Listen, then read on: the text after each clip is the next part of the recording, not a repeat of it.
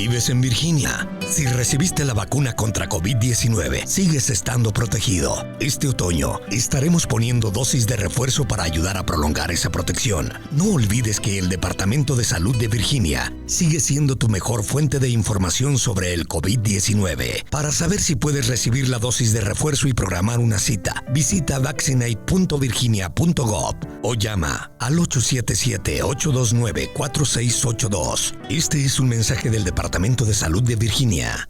Welcome to Comedy by Indie Drop-In.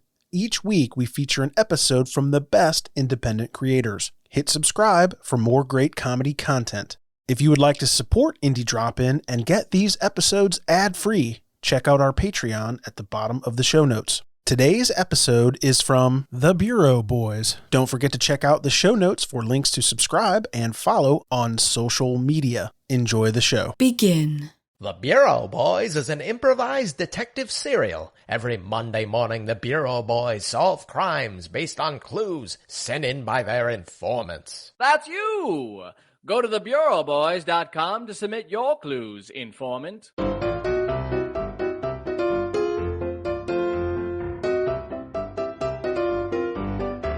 This week's clue was sent in by informant Seth. It is application. We see the Bureau Boys driving down a long stretch of flat road on their way to an unknown small town in Iowa. But the town is kind of well known because it's been walled off by the surrounding towns. For this town is afflicted by a mysterious circumstance.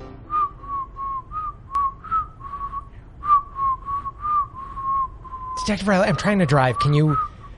I'm trying to drive. That's very distracting. You know, the corn is whipping by on both sides of the car. It's very distracting when you whistle. I was going to ask, why are we driving through the cornfield? There was a road back there that we could have been on, but the corn is just whipping past. I can't even keep these windows open. Well, the GPS said turn right, and so I turned right, Detective Riley. And if you see straight ahead of us, you can see the dome shape of the city, village, town. Yeah, the dome rising above the corn stalks I can just barely make out. I'm glad that's a good landmark. I suppose we're headed in the right direction. It's just being in the corn just takes me back to the old days. Whistling Dixie, and I got a little carried away. But you know what? You know what, Detective Potter? What? I'm not going to apologize for whistling.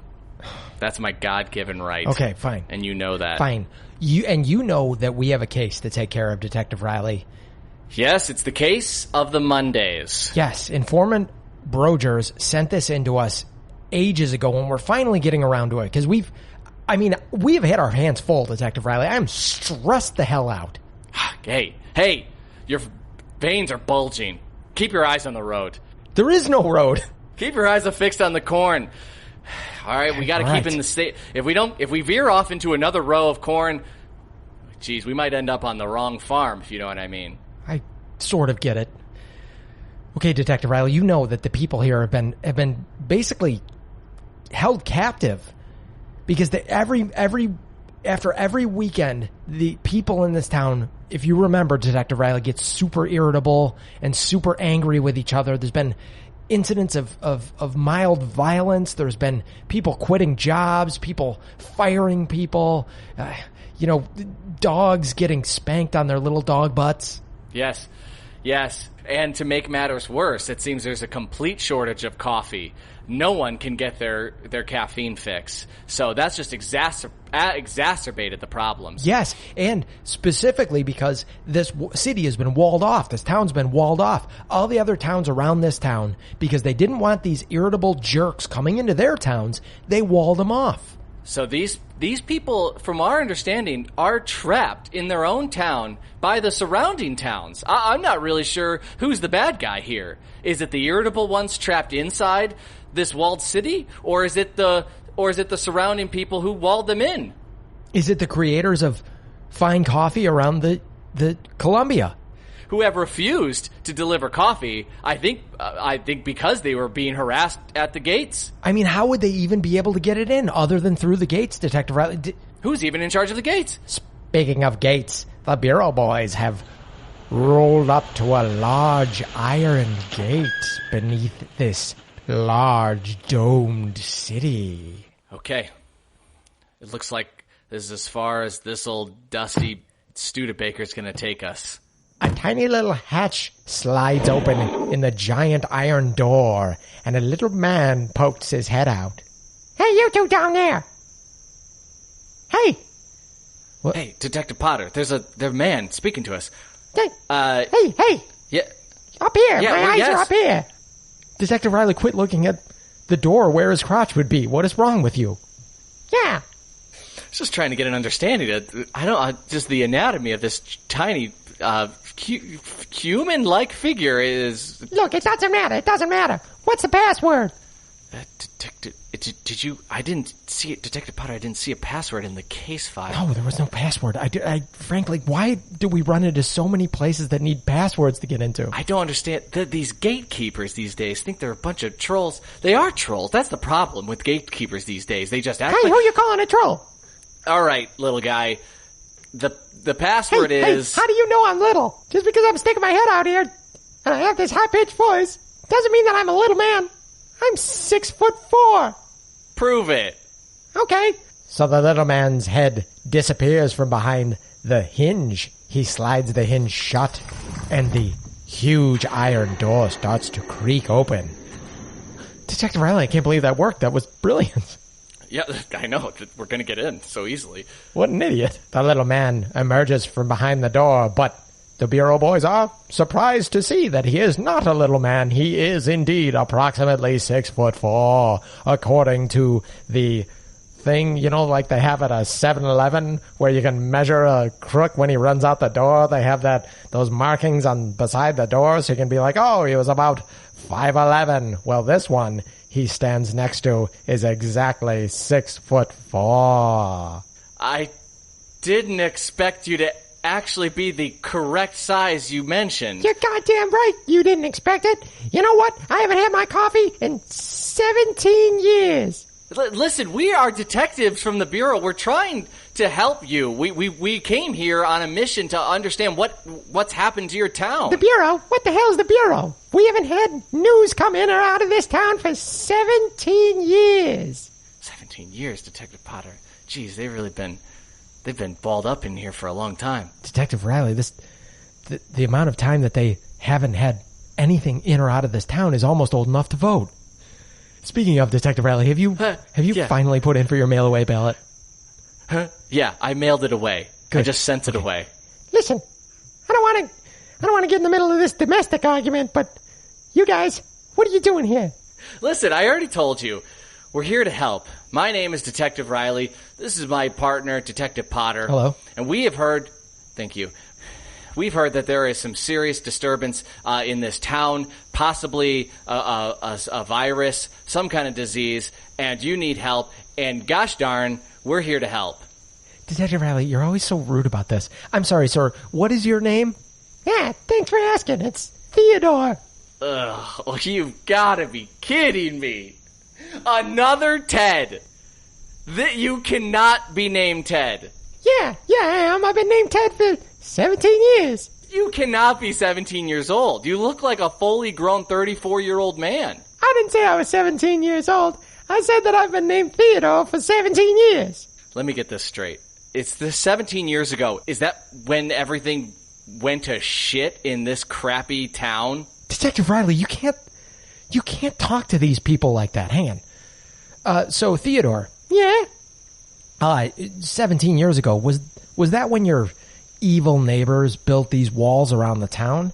Yeah, exactly. That was when these evil neighbors built these walls around the town. Hold on, Detective Potter. God, I'm getting a vision. Oh, God. Oh, I need... Just gonna give me a second here. Theodore! Yeah? Let me see your... Detective Riley, watch what you say here. I just need to see your belly button. What? The belly button. Detective Riley, I get where you're going with this. If you can see where his belly button is, you'll be able to know who his mother is, because they at one point were attached. You'll have, of course, see her belly button as well. And then you'll be able to connect the two of them, and we'll find out more information about why this guy's name was changed or he wasn't named until 17 years ago. It's the naval path to the past. Just like the eyes are the windows to the soul, the navel is the window to your family tree. But I'm going to need you to convince him, because he obviously doesn't like me, and to be frank, I don't like him either. What the hell is... Sorry, Theodore, I'm so sorry about my partner here. You know, he's a little bit of a wild card, and if you could just focus on me, I'm down here, you could just focus on me a little bit. Theodore... Yeah, all right. Detective Potter, do a little science show. Okay, okay, distract yeah. Okay, so hey, Theodore, did you know that if you take all of this corn, that this whole city is surrounded by corn, if you take all of this corn, and I assume, since you've only been named, since, as Detective Riley said, you look like a 34-year-old man, yeah, that you are old enough to drink alcohol, yeah. Okay, well, Theodore, I don't know if you knew this, but all of this corn that's surrounding you, you can make into alcohol. Yeah. That sounds like something I'd be interested in. As Detective Potter distracts the old, young, friendly, somewhat irritable giant, Detective Riley slowly lifts his shirt and plugs his belly button with both his thumbs, transmitting the past through the navel into his mind. Yeah!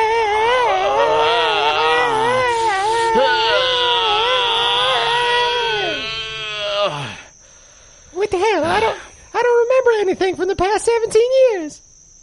And even beyond. Detective Riley, what did you do to him? I've stolen his memories. Oh, no. What happened to your memories? Mine?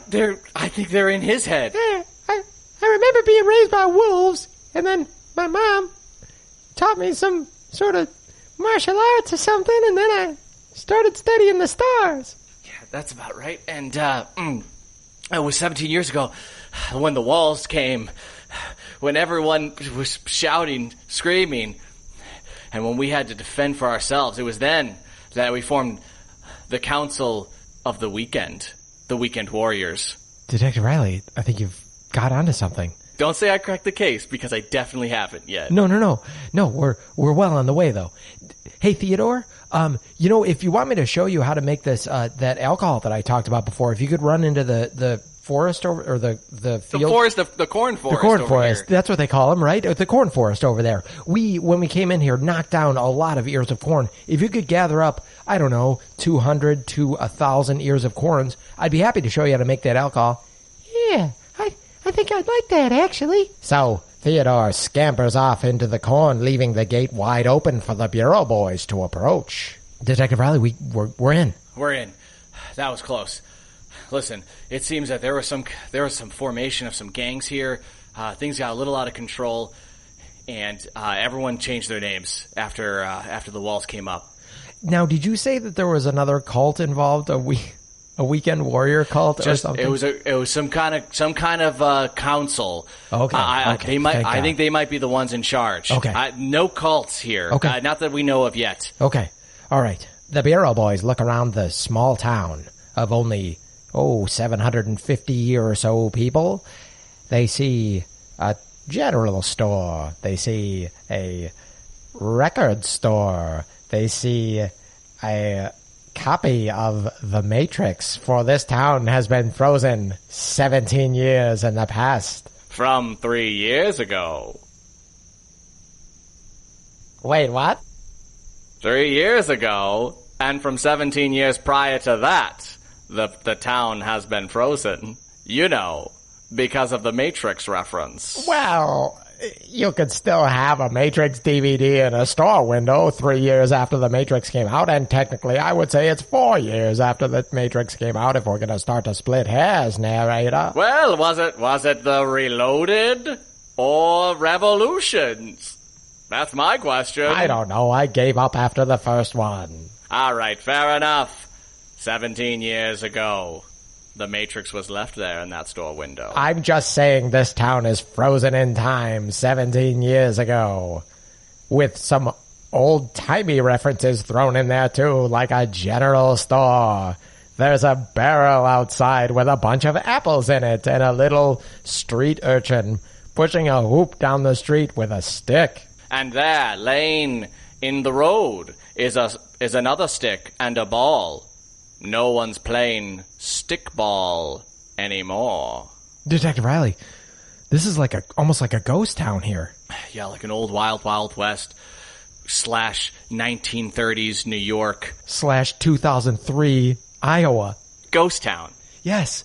Detective Riley, you think there are ghosts in this town? I got a very strong feeling that there's ghosts. There's ghosts underneath us. There's ghosts to the left and right. Might even be ghosts above.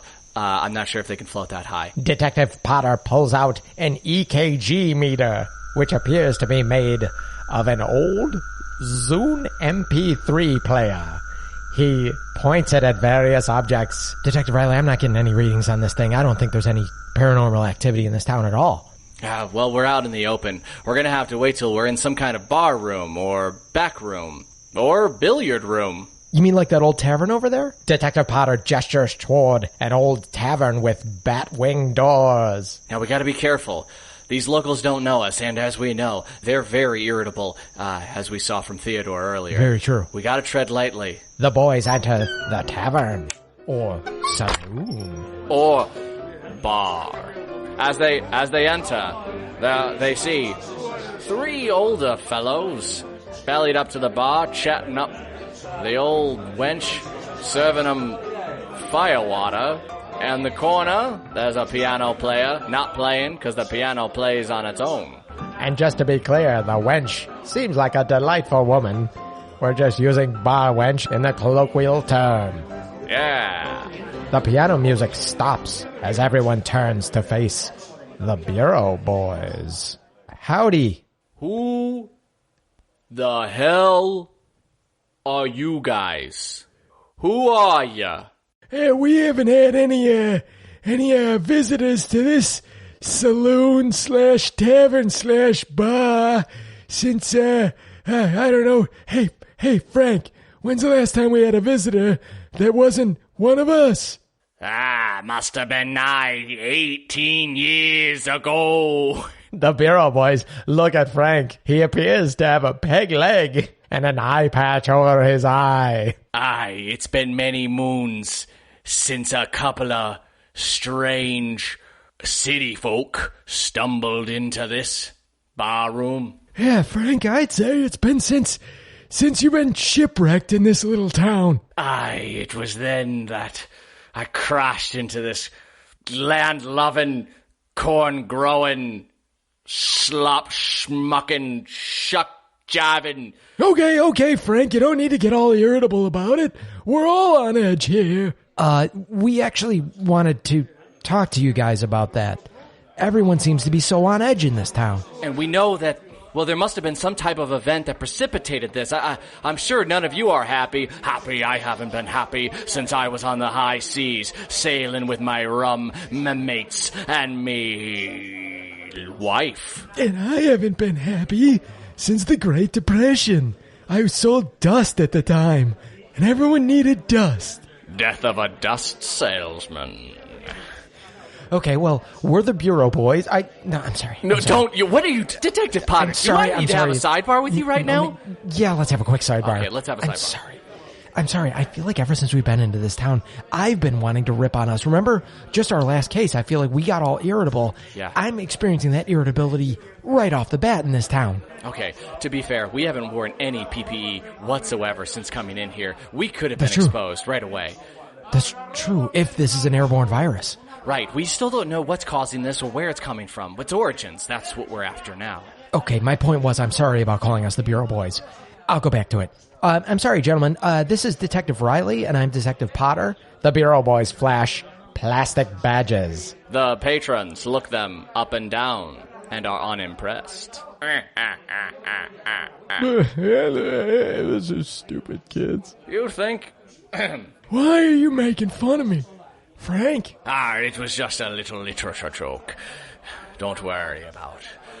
We're still pals and mates, and one day, when my ship is fixed, I'll take you out on the seas. I'll show you the complete opposite of dust. Mud? Hey, boys, if you're not gonna drink, get out of here. But if you are, come here, pay up, and I'll tell you a story or two about this here town. The bureau boys sidle up to the bar. Detective Potter slaps down his blockbuster card. You can keep it open. Oh my gosh, thank you so much. I can't wait to use it. For in this town, Blockbuster still exists. All the patrons now look at the bureau boys as wealthy royalty. I heard Blockbuster is about to have its own streaming service. They might even sail movies right to your homestead. I can't wait to see how that movie Old School turns out. Wow, boys, you have your choice of anything on the wall. I'll just have a prickly pickle, and my partner will just have water. He's driving home. Oh, come on. I can't be trusted behind the wheel. At least you admit it. I drove us through a cornfield, Detective Riley. I think you should drive home, if we make it out of here alive. Just as Detective Potter utters the words alive, the barroom doors swing open, and a dark-coated fellow strides in. The air in the bar is sucked out.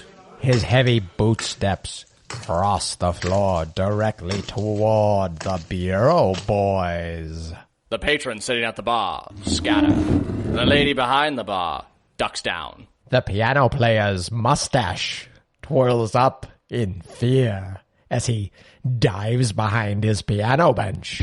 The boys don't seem to notice much of anything different as they sip their cocktail and water. But suddenly Detective Potter looks up into the back bar's mirror and notices the largish man. He seems to resemble the shape and form of the squeaky-voiced gatekeeper the boys had met earlier. Detective Potter. Yeah. There's a... I see him. Yeah, I see every part of him except his face because this mirror, he's so tall. I know, he's just standing there and he's just staring down at us. I'm quite literally shaking in my... Well, if I had boots on, I would be shaking in them. We should have worn boots. Boots in 2003 were all the rage, Detective Riley. We should have known. I'm afraid this might be the gatekeeper's, Theodore's, father. Good, because I can barely remember what Theodore's voice sounded like. I wonder if it'll be as high-pitched as his son. I guess there's only one way to find out. So the boys spin around in that squeaky ballroom chairs. Hello, sir. I'm Hello. Detective... Go on. No, Detective Potter, that was me. I said hello. Shut up, Detective Riley. I'm so sick of you. Oh my God. What is your deal? I'm really sick of you. I'm sick of this. I'm saying, hey, buddy, what do you want? What do you want? Tough guy, Tolly, hey, Burley, hey, Hightower, hey, what do you want? What do you want? What do you want? Detective Riley looks on in horror and awe as Detective Potter continuously berates this stranger. Detective Riley looks at Detective Potter's now empty cocktail glass. Yeah, what the hell's with this town anyhow? What's with you, buddy? Hey, piano player, fire it up again, okay? Something non-licensed, please, okay? Hey, bar wench, how about another round for me? And nothing for my buddy here, he's driving. Hey, Slim Jim, hey, Slim Jim. Yeah, you, buddy. Detective Potter points menacingly toward the stranger still standing there, stoic and silent. Yeah, you gonna say something, tough guy? Huh? Detective Potter starts jabbing at his chest. There's a muffled scream from beneath where his chest is. What the? Yeah, what? Huh? Hey, tough guy, huh?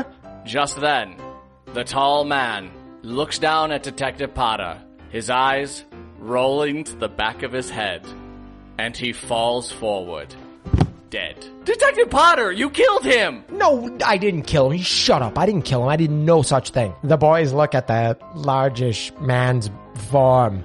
The bottom half of it starts to move as a much smaller man emerges from beneath his blackened coat, holding his eye. I couldn't take it anymore. That tough suit is so hot. What do you want, short round? Detective Potter, please, what is with you? As Detective Potter and Riley start questioning the little man that crawled out of the big man costume, the patrons of the bar return to their seats. The lady behind the bar stands back up to see what's happening, and the piano player's mustache resumes its straight form. I can't believe it. My big man costume.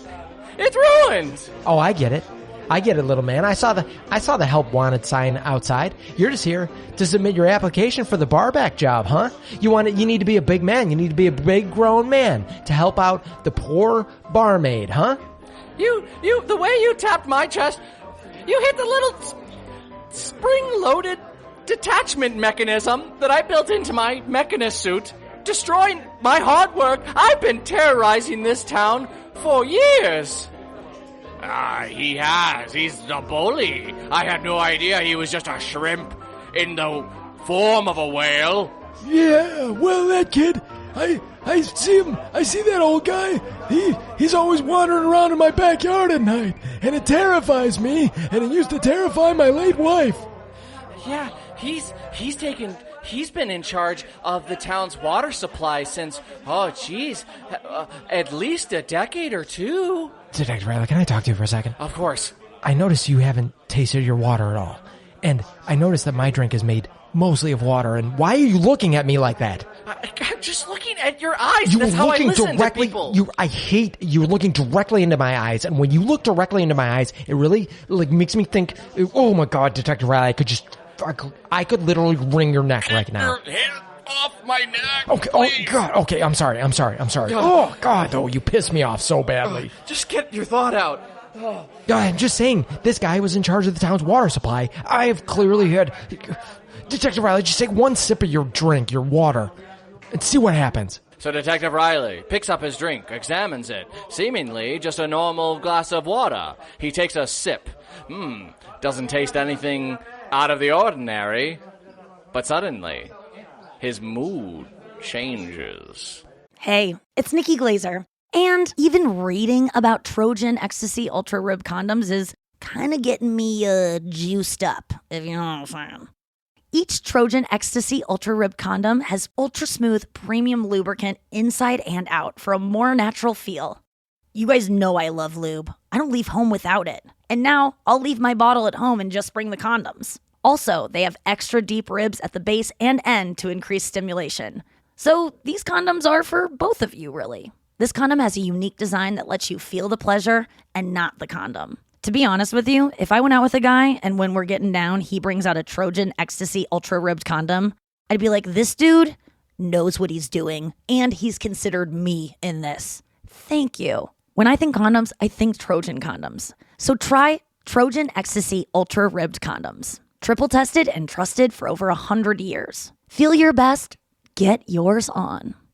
Vives en Virginia. Si recibiste la vacuna contra COVID-19, sigues estando protegido. Este otoño estaremos poniendo dosis de refuerzo para ayudar a prolongar esa protección. No olvides que el Departamento de Salud de Virginia sigue siendo tu mejor fuente de información sobre el COVID-19. Para saber si puedes recibir la dosis de refuerzo y programar una cita, visita vaccinate.virginia.gov o llama al 877-829-4682. Este es un mensaje del Departamento de Salud de Virginia.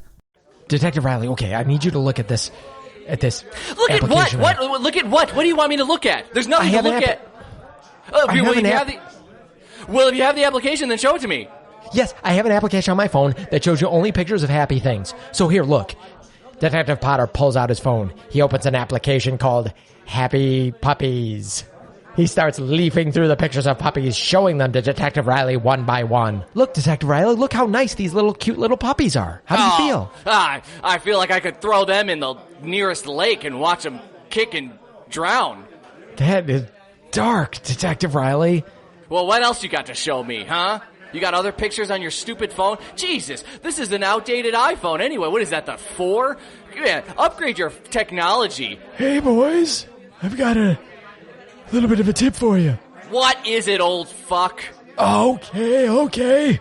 Listen, if I were half the man I was 17 years ago, I'd take both of you back outside, and I'd knock your stupid heads together, and I'd throw you into the dust, or mud, as my friend suggests. But I'm not, so I'm going to tell you this. 17 years ago, before that guy... The old man gestures toward the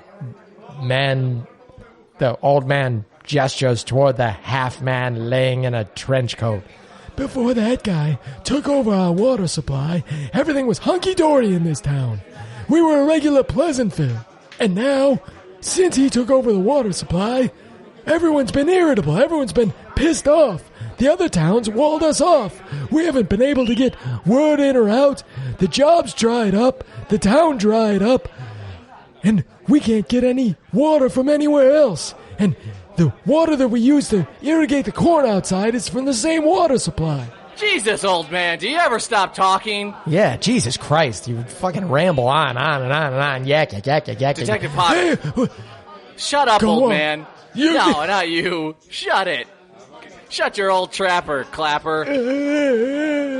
Detective Potter, I'm so pissed right now. This guy just basically laid out the whole case for us. I literally can't even look into your face because I'm so mad at that guy. However, as Detective Riley, I know you're a shitty detective and I'm a good detective, but I know you're a piece of shit detective, and I'm the best detective that's ever walked this goddamn earth. the Bureau boys slap each other in the face a bunch of times. All right, mateys, break it up. We're gonna break it up. Look. You'll get over it. You'll get over it. Detective Riley, what do we do next? What's your stupid idea for what we do next? Well, it's obvious. We've got to arrest that man, as Detective Riley points to the man in question, the little man, who was walking around in a large big man suit. They both detectives realize that the little man has escaped. God damn it, Detective Riley, you do this every single time. How many times did we let William Bradford the third escape until you were like, hey, maybe we should pay attention. When we have literally a suspect in the room, maybe we should pay attention to where he is. Maybe we shouldn't let him sneak up behind us and shoot us in the backs and all that kind of stuff. Detective Riley, if you weren't busy me showing stupid pictures of drownable puppies on your phone, I could have had this case wrapped up in 2 shakes of a corn husk. Boys, Bureau boys. Listen. Here's the secret to surviving in this town. Why do you think Frank and I get along so well? Aye, we're mates after all. Here's what you have to do, boys. You can't drink the water. The water has to be distilled. You're only allowed to drink alcohol. And don't drink tequila, because that'll make you just as angry as you otherwise would have been if you'd been drinking the town's water. Detective Riley, I'm not really a big drinker.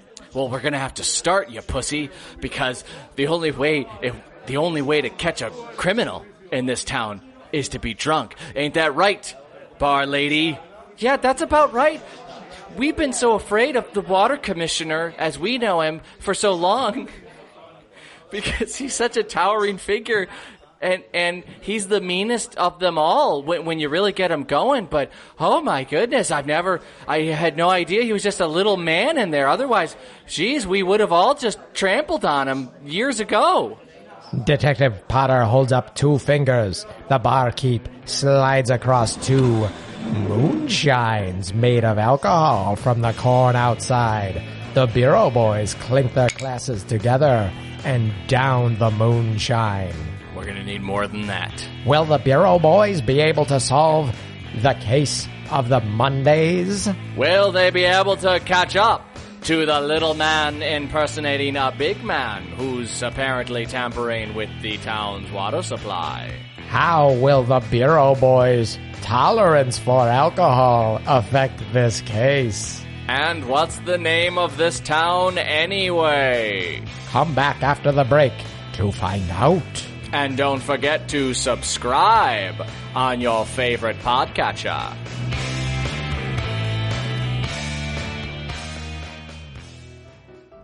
The second clue for this case is brought to you by Informant Janey. It is advertising.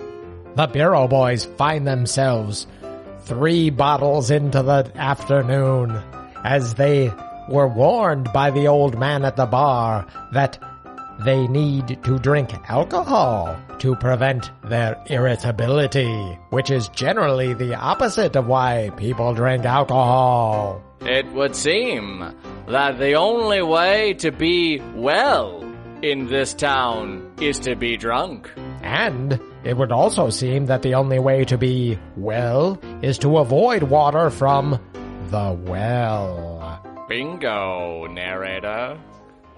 Detective Riley, I don't know if I've ever told you this, but like, honestly, I'm a little bit jealous of like how you are. Like, sometimes, like, I'm like, oh, like, look at his beard. Look at his beard. His beard is so, like, your beard is like I'm not like I'm not like just saying that. Like, your beard is like epic. It's like an epic, like, it's like the Iliad, honestly, is your beard. I'm gonna start calling your beard the Iliad.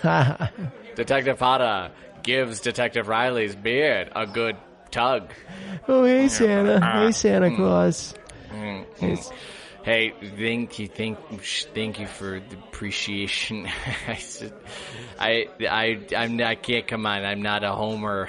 I can't match up the Iliad. Jeez, that's big shoes to fill. You know, speaking of big and shoes, you've got your feet, those shoes you wear just so big, and your body, the muscles, how could I ever work up to those big old brawn shoulders of yours. Thanks so much, Detective Riley. Like, honestly, to be honest though, like, maybe you the discipline. I mean, God. But like, honestly, like, maybe you just think that like my feet are bigger because like you kind of sound a little bit Canadian when you're drunk, and like the conversion from like Canadian units to like United States units is like, so it just makes it sort of like seem a little bit like different. You know what I'm saying? Yeah. I do know what you're saying. I know what you're all about there. Hey, Detective Potter, you notice the bottle here? It says the name of the liquor. Did you notice it's the Commissioner's Booze? Are you talking about the water commissioner? Like the guy I just like poked in the eye or whatever? The guy that you poked in the chest and you made his suit fall apart. Yeah, but it was two guys, so I feel like I poked the guy that was the other guy in the show. Oh, you think that's hot? No, because it was... Oh. Miss, hey, bar lady. Yeah, boys, do you need another bottle? I guess we'll take one for the road. Yeah, you'll definitely take another one. And please don't call us hosers, okay? Don't, because we're not. Yeah, was there something else you wanted besides the bottle? Yeah, who owns the liquor? The liquor. Yeah, like who's doing the distilling of like the corn? Like who's making the corn? Who is making the corn from delicious like picnic snack into like delicious, oh my god, I am gonna call in sick tomorrow snack drink? You know? Do you know what I'm saying? Hey, barkeep. Yeah. What's your name? What's your name? Hey, what's your name? It's Wendy. Wendy, what's up? Hey, Wendy. Does anyone ever be like, hey, Wendy, can I have it my way? I want to have it my way.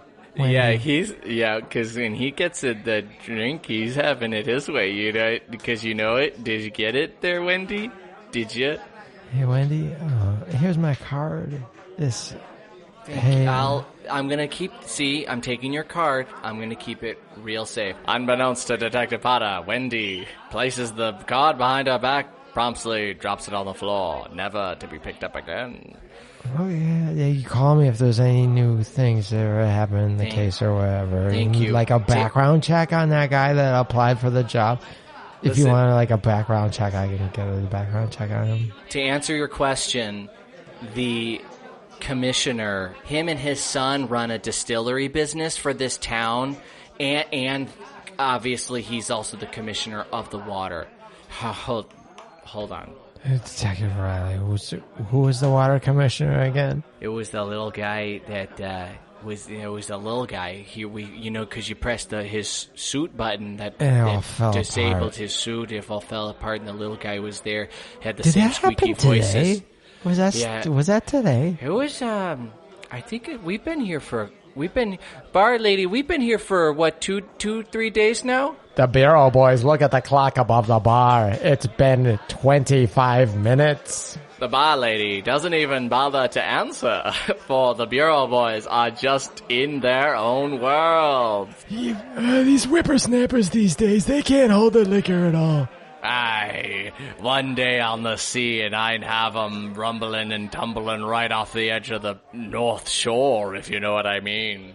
I don't, but whatever. Hey, Detective Riley, I just wanted to say, though, like, I know I felt like I was, like, acting, like, a little bit annoyed with you earlier, but, like, now I'm, like, I'm good. Like, we're good. We're good, right? Like, we're good with each other, you know? Detective Riley and Detective Potter are speaking with their noses touching mere inches away from being a bona fide couple. Like, I want you to look me right in my eyes and you tell me that we're good. We're all, that all of this is, that it's been all about our friendship, Detective Riley.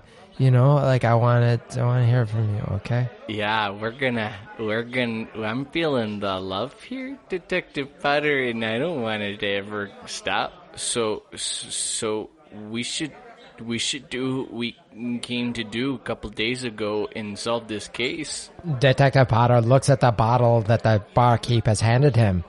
Detective Riley, like, I'm noticing, like, on this bottle, there's this, there's, like, this little, like, a address on the back of it where this wine, the wine, moonshine, whatever this is, like, made. Yeah. Do you want to, Let's go. So the Bureau boys, with the bottle in hand, walk through the bat-wing doors with their arms around each other's shoulders, singing a drinking song. Farewell and adieu to my fair. Not necessarily the same song. The Bureau boys walk up the dusty street. At the end of the block is the address on the bottle. I think the distillery is right in front of our faces. Yeah, I think like the zoning in this town, Detective Riley, kind of sucks a little bit. It's like Houston. Detective Potter, I'm getting I took the memories of the gatekeeper. You remember? Oh my God, that's right. You should look at your memories. So I'm getting a vision. It's pretty fuzzy, but I'm seeing some dumping something into a big old vat, something else, like a liquid, but it's also a solid, and mixing it all up. Like a slurry? It's slurry, like a slushy. Oh, I could go for a slushy. Oh my God, we should right get slushies. Oh my God, and those hot dogs that they have on the roller. Do you think they have a 7-Eleven in this town? Probably not. So the Bureau boys stand there, wobbling, not sure if they should go hunting for a quick snack or enter the distillery in front of them, when suddenly they see the gatekeeper, Theodore, from before, marching towards the distillery, hands full of corn. Theo. Hey. Yeah, Theo. Theo, come here for a sec. Theo, come here for a sec. We gotta talk. We want to talk. We just want to talk. We don't have any guns. We just want to talk for a second. We have guns, though, right, Detective? Yeah, I have my guns. Shh, though, don't tell. Don't tell we have guns. I have your gun, too. I took it at the bar because I knew you'd been drinking. I'm not a good shot anyway. I'm more of a hand-to-hand. Yeah, I know. I know. That's why I have 2 guns now and you have no guns. But I did leave you all the bullets. I throw because I'm good at the throw because I'm a dart player. Theodore looks confused at the 2 Bureau boys. Theo, you got the corn. Looks like you're going into the distillery. Hey, did we meet your dad? Hey, is your dad tiny? Yeah, what? Hey, what? How did you guys... Are you guys drunk? We're not drunk. Well, you're drunk. You're the drunkest drunk I ever drunk in my life, okay, Theodore? You're a drunk child. I'm not drunk. Look, I got chores to run. If you guys want to do a little walk and talk and follow me around in my chores, then so be it. But you got a warrant? Theo, we don't need warrants. We're from the Bureau. Your dad's a warrant. We are the warrant. And we're gonna, you said earlier, you were gonna make some liquor. Detective Potter here, he's my best friend. He's my best friend. We're literally best friends. Like, we've been best friends since birth. We just didn't know it. We've been so tight. He told you he was gonna show you how to make liquor, but you know what? You know what I think? I think you already knew. Huh? What? What? Detective Potter, I'm gonna lay down my theory. Go ahead, Detective. Like, I honestly, like, one of my favorite things is when you lay down theories. Like, I know I kind of like are like gruff about it, but like one of my literal favorite things is listening to you just like lay out a theory. It's like cracks me. I'm gonna lay it cool. down. All right, cool. Theo, I have your memories, okay, and you're not gonna get them back without a fight. That's one. Number two is I know we met a small man earlier who was pretending to be a big man, and you both have a similar voice. And here's my theory: I think you're the son of the little man. I think your dad's been poisoning the water, and I think you're selling the liquor as a temporary cure. And you guys have been raking in the big bucks. As Detective Riley says these last words, Theodore gasps. He throws the 2 ears of corns at the Bureau boys, who are too drunk to dodge them. They get hit in the faces. But it's just ears of corn, so it's not like they get knocked out or anything. They're completely fine. But they do get a tiny rash from the scraping of the corn husks. And they also do get a little bit sobered up, which makes them a little bit angrier, as we established. Hey, what the hell, Theodore? You little what was that? Punk? Big punk? Yeah, you little big punk. What was that all about? I'll tell you what it's all about. Listen, my dad used to run this town. You think my dad was always water commissioner? No, he wasn't. 18 years ago, my dad was mayor of this goddamn town. He was mayor of this town, okay? And then he got caught, maybe doing something a little bit odd with that, that kind of piratey guy at the bar? Yeah, I remember, and also... Go on. Well, he and him, because I have access to your memories, they're still pretty fuzzy, but I think I get the gist. There was a little pirate play. Yeah, Pirates of Penzance, I know. And the town doesn't take too kindly to 2 men in a play, if you know what I mean. No, they don't, but there aren't a whole lot of women in this town. There's only...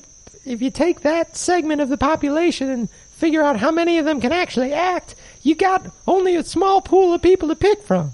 So a lot of the lady parts go to the guys.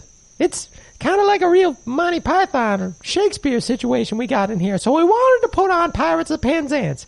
But my dad, he had to play the lady part from Pirates of Penzance. And he was mayor. And this town, look, I grew up in this town and I love this town, but this town is not what you call a tolerant town. They don't understand. They don't understand that love is love. They don't understand that people are people. They don't understand that actors are just playing parts. Like, they don't understand anything, really. As Theodore is explaining the sordid past of his father and the pirate, the same pirate that the Bureau boys met earlier sidles up behind them mid-conversation. Hey, it's Nikki Glazer. I want you to get everything you want. And the thing I want you to get the most? Laid.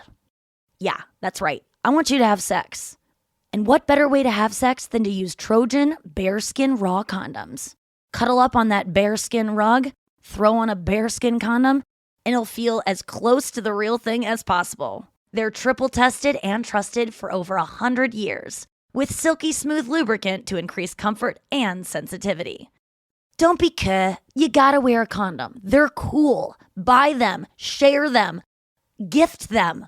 Wear them. Grow up and get Trojan Bearskin Raw condoms. Trojan, America's #1 condom brand. Feel your best and get yours on. He's right. The town's a bunch of bigots. And they don't know the love that one man has for the stage and other men. Don't you guys think that maybe if you would just focus on this amazing love between the former mayor or the current water commissioner and whoever played the other part in Pirates of Penzance, don't you think that you guys could get past being such a bunch of grumbly gusses?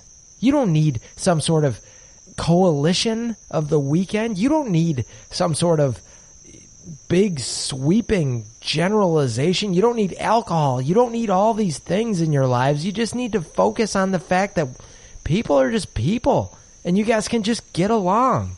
Because we're all the same, really. We all bleed red.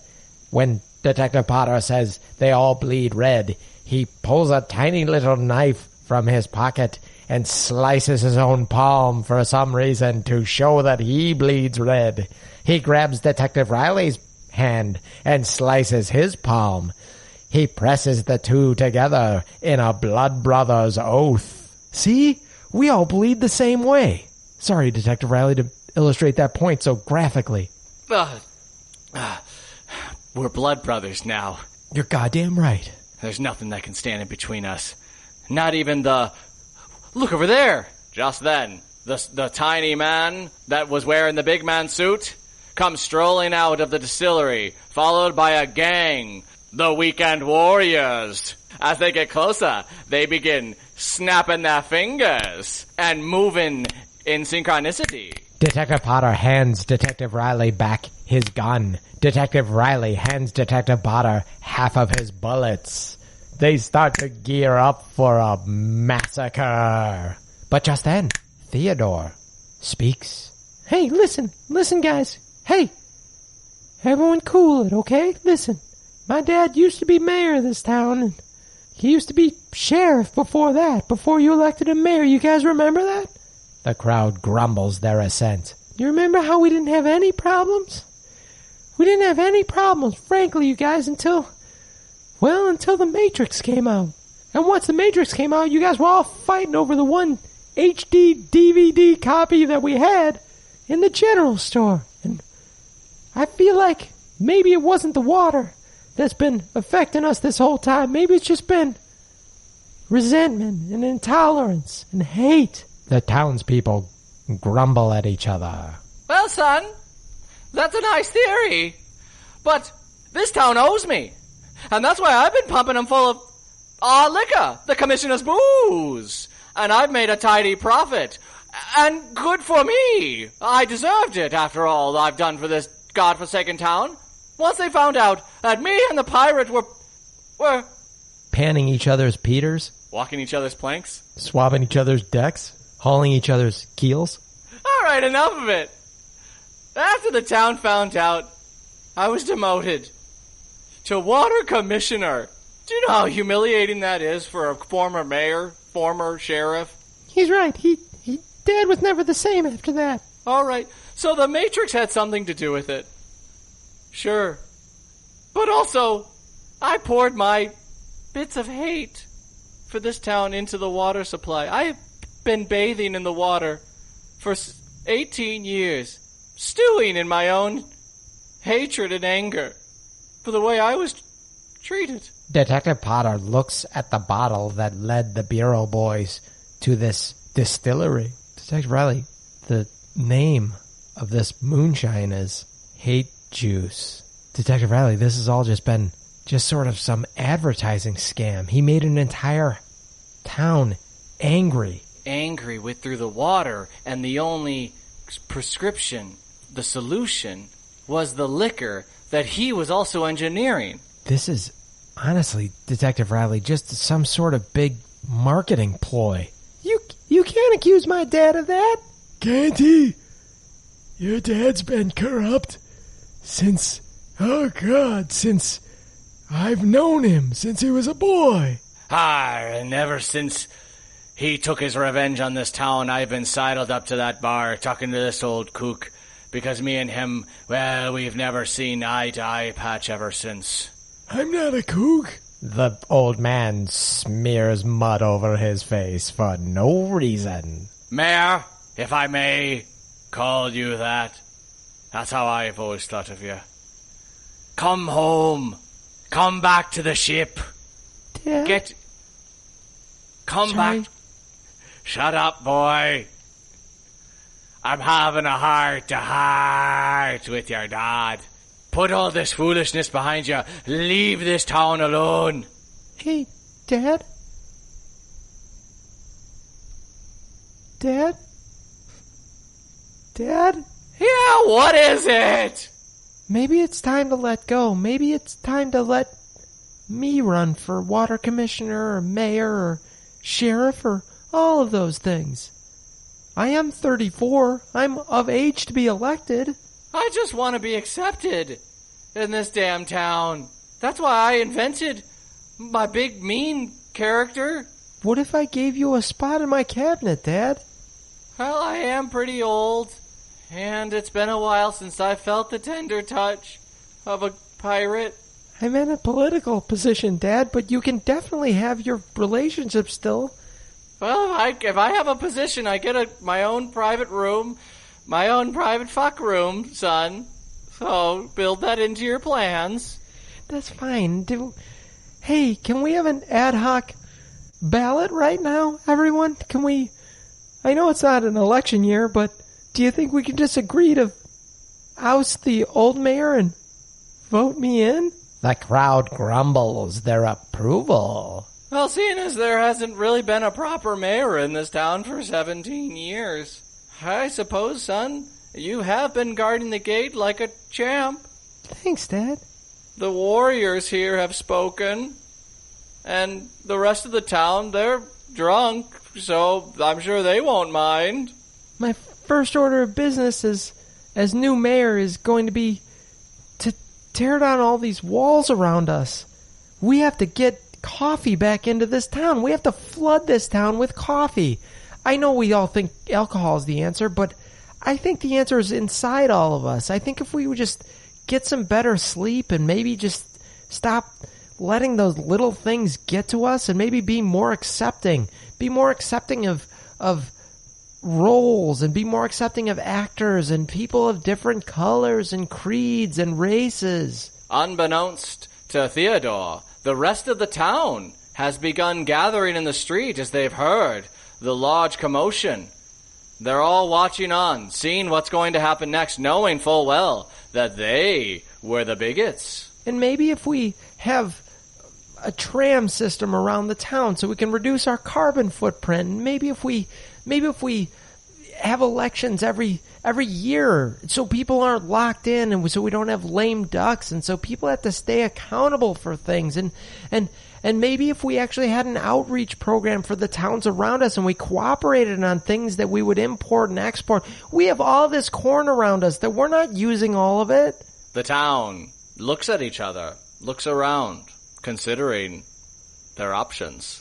I just want to remind you all that you've already ad hoc elected me, so you don't have options, so everyone get to work in tearing down these walls. Being a little drunk and feeling compelled by their adherence to the newest authority figure in town, the townspeople disperse and begin tearing down those walls. The Bureau boys look at one another, nod their assent, and do the same, helping the town tear down the walls. Detective Potter, it seems this whole case is there's a gay relationship. The town didn't like him. Then he was found out, when the mayor was found out to be gay, he was demoted. Yes? He poisoned the water to make people angry so that he could sell them his liquor, which made them happier. And he invented a false character to walk around town and bullying people who bullied him for being gay. Am I getting all this right? I honestly, Detective Riley, I think you nailed it with that summary. I feel like not only have the people of this town learned a valuable lesson about acceptance and tolerance, but I feel like I've learned a lesson about intolerance. And by the way, as my first edict as mayor, other than tearing down the wall, we're going to do Shakespeare in the Park every Saturday. And we're going to have only qualified women do roles that women should play, but the rest of the roles are going to go merit-based. If a man is the best person to play a woman, then a man's going to get the part. If a woman is the best person to play a man, a woman is going to get the part. If a child should play a dog, if a dog should play a man, we're going to open up casting to everyone.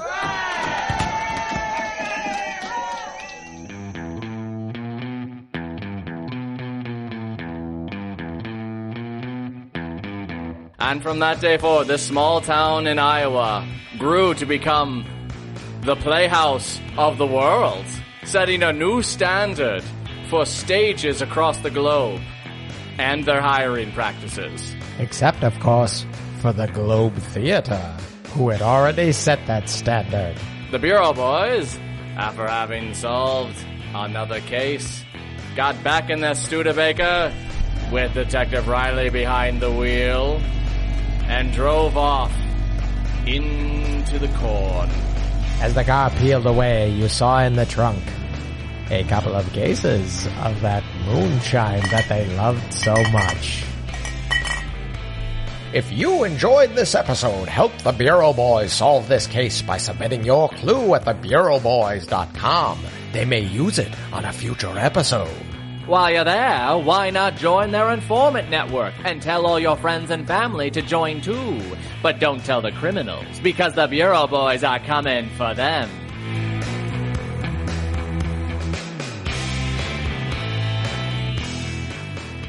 Thanks again for listening to Comedy by Indie Drop-In. If you would like your show featured, reach out to us at Indie Drop-In on all social media or go to indiedropin.com. See you next time. All right, we're at home with Claire, who is warming up for a bit of boxercise. Yep, she's welcomed in the new year with a fancy new workout setup. Look at that branded punch bag with matching gloves. And that gorgeous coordinated athleisure. So coordinated. She is working out and working it. Well, with prices this good on designer workout gear, how couldn't she? Whoa! She's back on the sofa. With her feet in an excellently priced foot spa. Iconic. Get those toes to Marshall's. Fabulous brands. Feel good prices at Marshall's.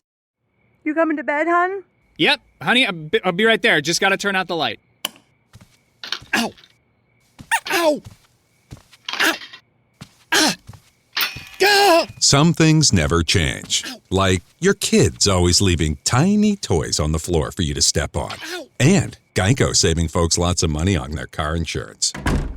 Sweetie, I think I left the downstairs light on. Please don't make me go. 15 minutes could save you 15% or more.